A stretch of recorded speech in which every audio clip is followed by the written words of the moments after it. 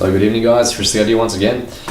Tonight I want to be talking about Quantic Dream's latest title, Beyond Two Souls. So the demo came out a couple of days ago. I sort of forgot that the actual game was going to come out. I thought it was going to come out sort of late October, sort of early November. But after reading a couple of news articles around the internet, I thought, sweet, it's actually coming out earlier than I expected, I think within sort of 1 week. So I thought, fantastic, here's a chance to actually play the game as a demo and see where they're sort of taking this title. So for those of you who don't know, I'm sort of a fan of Quantic Dream ever since Heavy Rain. I guess I'm sort of like a latecomer to Quantic Dream, because once I started investigating, I realized they had developed Nomad, I think Omicron or something like that, something about a soul. And then of course came Fahrenheit or Indigo Prophecy for the Xbox One and PlayStation 2, I believe. And of course Heavy Rain came about, which really sort of blew my mind open and really, I guess, created a divide in the game community. Some people were like, hold on a second, you got movies on one hand, you got games on the other hand, you can't really sort of reconcile these two. But you know what, I'm sort of interested to see where they're taking this, because for me, I guess ages ago, like, I used to play games for fun, but now I'm just more interested in games personally for the storyline. I like the fact that you can take control of a story and sort of influence the decisions you make, and I guess in effect live the game through your interaction with it as a video game player. So the reason why I like Quantic Dream so much is because they're pretty much on par with sort of what I'm after in a game, like 100% on par. So of course I'm going to be following this company to see what they're doing next, which is, yes, Beyond Two Souls. So first and foremost, yes, they're hiring sort of actors, professional actors and actresses to actually motion capture this game. So you got William Dafoe and Ellen Page, I believe. So right off the bat there, I mean, by definition, they're thinking of this as a movie because they're hiring people who have starred in movies before. And I'm not sure what the technical process is, but obviously they connect the face with all these dots and stuff to get all the sort of emotions behind the characters' facial expressions, which is great. On top of this, playing a demo, the score is very evident. I mean, the score is like 90%, like a huge amount, a part of what is making this game sort of really, really good. And as you're playing the game, you got this sort of musical score in the background, and you can sort of really feel like you're in a movie because you've got that orchestral score, whatever, that's sort of really drawing you into the sort of scene at hand. On top of that, you sort of have like a really sort of simple control design, and the immersion factor is, once again, similar to the previous titles. You're sort of pushing buttons that are sort of similar and moving around sort of your actual physical motions of the controller to how the character is sort of interacting with the environment. So you push left to punch a guy or whatever, you get stuck with a dog or whatever that's attacking you, you sort of shake something off. This is good. I guess you can fully go the Kinect way. I'm not sure there's like a Kinect or sort of PlayStation Move version of this game, but it's interesting to sort of see where they're taking games that you're actually physically getting you involved. But nevertheless, emotional involvement is just as good. So you have sort of two chapters to play of this title. The first of which you flash back as a child, where you're getting these sort of experiments done to you. I mean, straight off the bat, it's interesting because from her sort of this kid's body language and stuff, you can tell that she's sort of been subjected to all this testing and stuff, and you're like, well, that's totally wrong, whatever. And just by a sort of like sluggishness and sort of boredom, facial expression on screen, walking around that sort of test environment, you can sort of straight away think that this kid's just sort of been worn out by sort of all this psychological evaluation and interest from higher government officials or whatever. So I'm like, okay, fair enough. Then the environment, it was pretty much reminding me of Heavy Rain, much like the control system. But I was surprised and sort of impressed by the way they implemented this Aiden character you control sort of as a ghost.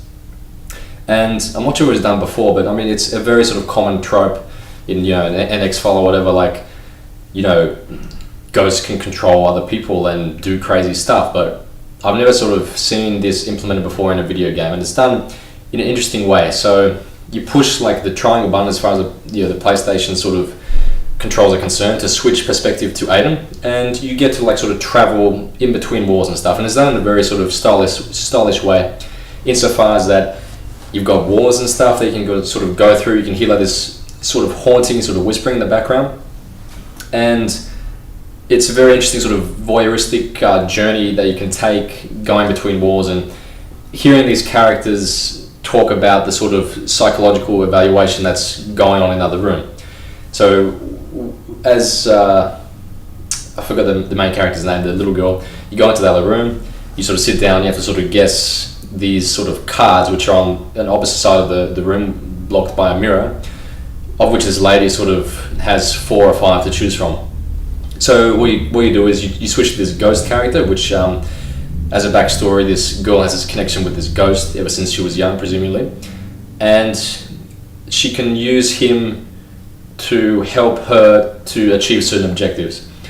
In this instance, it's meant to be limited to this psychological evaluation. So you travel into another room, but not before obviously going to explore a little bit. So you switch perspectives to Aiden, this ghost that she has a connection with, and you can sort of interact with things, and that's highlighted by sort of like a blue dot. And so that's going back to Quantic Dream's personal, modus operandi or whatever of developing games with minimal sort of interface design to sort of put you in that perspective as if you're watching a movie. I was a little bit concerned sometimes that I guess I can sort of see the argument that games should be games, movies should be movies, insofar that like I pushed the one sort of button and something happened and it didn't let me take control of the character for a little while, so I was a little bit worried about that. But when the sort of main action sequences start to happen, which is when you sort of explore the area just before you go into the other room to sort of take a peek as the ghost of what sort of card is being read, it gives you an indication that you can sort of influence objects by this little blue dot I just mentioned. So you can turn off computer screens, you can like splash water and stuff like this, and you can sort of possess other people. And you possess this guy in this room, just sort of observing sort of the experiment taking place, and you start walking, and this character's like, what the hell are you doing? And then you can sort of turn off a computer screen, and Willem Dafoe's character's like, don't worry, it's just Aiden, he's just angry today. And it's interesting because with that reference, that presupposes that he has an ongoing sort of relationship, or at least a beginning of an understanding of what this character, this ghost character, actually is. And once you do this a couple of times, the conductor of the experiment asks you to like knock a couple of blocks over in the other room. As a result, you go there, you sort of like flick the thumbsticks down and let them go. If you possess a person, it'll come across as this orange tinge, and instead of flicking them down or pushing them together, it'll sort of, you have to sort of push them apart. So it's sort of a visual indication and a sort of movement indication as to what sort of action you're going to take.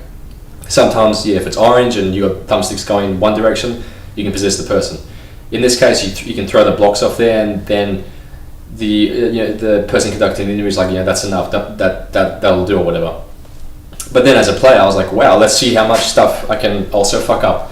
And I saw all these like little sort of circles around everywhere, and I'm like, great, I can mess up the camera, I can push the chair there, I can smash the tripod on the ground, I can break some glass. And I was just going like crazy. And then after a while I was like, what am I doing? And this woman there, which was reading the cards, starts freaking out. She's trying to get open the door and she can't because it's locked. And then eventually, like, I heard the girl character from the other screen, yelling, "Stop, Aiden, stop, just stop it now." I'm like, whoa, I'm just going crazy here myself. Lost control of the situation. And so I push a button to return to the girl character, and then Willem Dafoe's character comes out. It's like, it's okay, don't worry about it, it's fine. Yeah, he's like hugging her. She's like crying and stuff like that. Very detailed facial animations. I mean, if you download this demo, which is only available on the PlayStation 3, you can see just the sort of very detailed look of the face, which is great. Yeah, unfortunately she's crying most of the time, but such is the nature of this game. And what I realized, and I sort of heard from an interview with, I think, the actress Ellen Page herself, is that she mentioned that the story is sort of a metaphor for sort of parts of your own personality, that we have parts of ourselves which we would like to control sometimes, but we can't really control, and those parts of us can sometimes help us, but also we can be our own sort of worst enemy with those parts of ourselves. So it's sort of like a metaphor of overcoming obstacles and sort of challenges in life, and sort of representing that as a sort of ghost-like entity which has had this connection with this girl since a very sort of young age, and it's a problem for her, but it's also sort of like a development of like a very personal, intimate relationship, which has saved her time and time again, as much as it has been a curse for her. And I think that is really interesting for her to say that, because it's going to sort of a deeper sort of level or meaning of storytelling, which isn't something you don't normally find in games. And if you watch the trailer, which is also sort of bundled together with this demo package, it has like a quote from Theodore Roosevelt, which says something like, "Courage is not being strong, it's being strong when you're feeling the most weak and you feel like you need to give up." Something like that, I'm paraphrasing. So I thought, wow, okay, I can see where this storyline is going. And then if you watch the trailer, it's interesting that they're bouncing around between different locations, like there's like sort of a boxing scene or whatever. The trailer has like a little bit of spoilers, unfortunately, with the relation between you and this other character and sort of like a plot twist, but you know, I give Quantic Leap the benefit of thinking about Quantum Leap, Quantic Dream the benefit of the doubt with that. You know, they're not going to put anything too revolutionary or, you know, spoilerish in the trailer. And yeah, they're bouncing between different locations. Like it looks like an ice location. It looks like a location sort of in like some sort of desert, riding on a horse. So it's interesting that they're taking this really, really far. And I'm not sure how far they're going to push it, if they're going to go to some crazy terror situation or whatever. But the second sort of part that you play is a primarily action-driven sequence where you're in a train. You can muck around with the people on the train a little bit. It's raining, so obviously like a throwback to heavy rain. And I mean, I guess, yeah, rain is a great sort of mood setter for things in fandom out there. Anyway, you can muck around with things on the train, and then eventually the police sort of come into the train. You like knock the water to sort of wake her up, or you can wake her up by sort of, you know, poking her or whatever. And then begins a lengthy chase sequence, which ends up you going to a toilet, going up the top of the roof of the train, bashing up some cops around the roof of the train as it's traveling, jumping off, being pursued through a forest with beating up, you know, police or SWAT guard dogs, finding a motorbike nearby, controlling a guy to distract the other SWAT or cop guys so that they can deal with this guy as you steal that motorbike, taking the motorbike as you're being chased by a helicopter, ending up at a police roadblock where you sort of harness the full potential of Aiden and just like smash right through it like a force of nature, ending up on sort of like a street where like a cinema is, and systematically flipping cars over, which was just, I didn't really expect it to be that fun, which sort of leads me to guess where the story is going to go, that as much as it's fun to do those things, that's sort of like something which the main girl character is sort of going to be happy with, which is like an interesting sort of dynamic that you are really Aiden, but you're also sort of dealing with this other girl's character at the same time. And basically interacting with all these like objects, like the possessing people in the car and in the helicopter, to escape the situation of these SWAT guys trying to, you know, pin you down for obviously some sort of crazy, obviously military purpose. So it's interesting, and yeah, like I said, the trailer sort of bounces around a lot. It has like scenes where she's being abused by her parents or whatever. So I must say that yes, this, you know, character of having this ghost in there that you can control, and it's very interesting to control, and giving you options of what you can interact with is going to be really interesting. And yeah, man, what else can I say? Quantic Dream, their offices, like I mentioned before, on their office in Paris, France or whatever, they got like just one word, emotion. And apparently when these guys are working, programming, writing the story, they're thinking about this main word in their head, and they're, I guess, asking themselves, you know, does this engage my emotions? Does this engage my emotions? And yeah, I think that's sort of really at the heart of what we sort of buy games, read books, and watch movies for, is that we want our emotions engaged. And if they're not engaged, or they're engaged in like a crap way, it's not a good piece of fandom. Like, who wants to feel disgust by watching a crap piece of movie or like a video game or a book? No one does.